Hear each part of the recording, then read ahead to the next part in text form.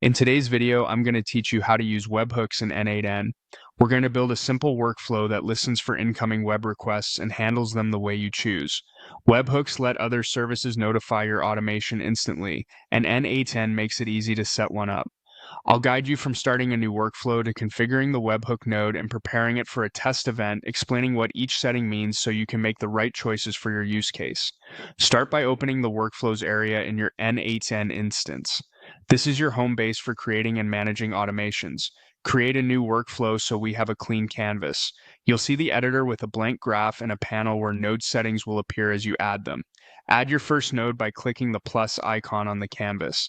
In the node picker, search for trigger manually, then select it.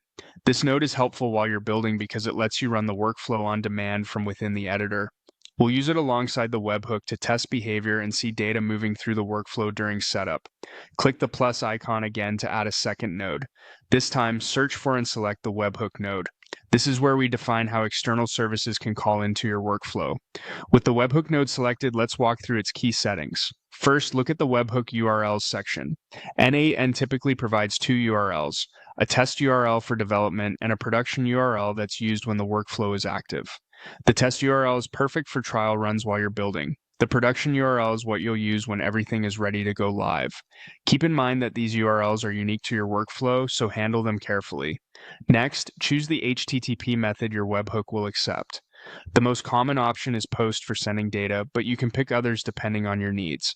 You'll see options like delete, head, and patch, along with the rest of the standard methods.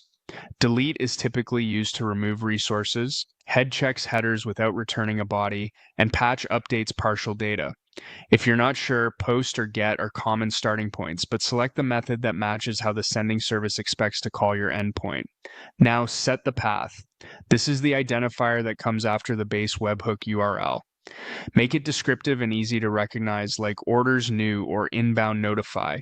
Use lowercase and hyphens or slashes for readability, and avoid sensitive or personally identifiable information in the path.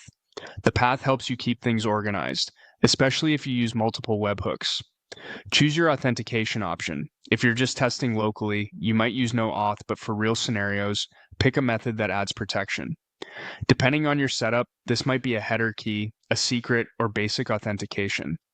Whatever you choose, keep credentials safe and share them only with trusted services. Then decide how the webhook should respond. In the respond settings, you can choose whether N8N replies immediately or waits until the workflow finishes downstream processing.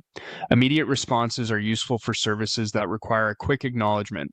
You can also set the response code, message, and optionally echo back some data so the calling system receives confirmation in the format it expects. Open the options section to fine-tune behavior. Here you'll find advanced controls for things like response headers, how to handle binary data, and other edge case behaviors that can make integrations more robust. You typically won't need to change much at first, but it's good to know where these settings live. When your settings look good, click Listen for Test Event. This puts the webhook node into a listening state so that the next incoming request using your selected method and path will be captured. Keep the editor open while it listens. You'll be able to see the payload that arrives, confirm the headers and body, and watch the workflow run using real input. If nothing arrives right away, that's fine. The listener will wait, and you can adjust settings and try again without leaving the page.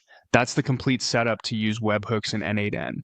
Create a workflow, add a manual trigger for testing, configure a webhook node with the right URL, method, path, authentication, response behavior, and options, then listen for a test event to validate everything. Once you're satisfied, you'll be ready to integrate this webhook with the services that need to notify your automation.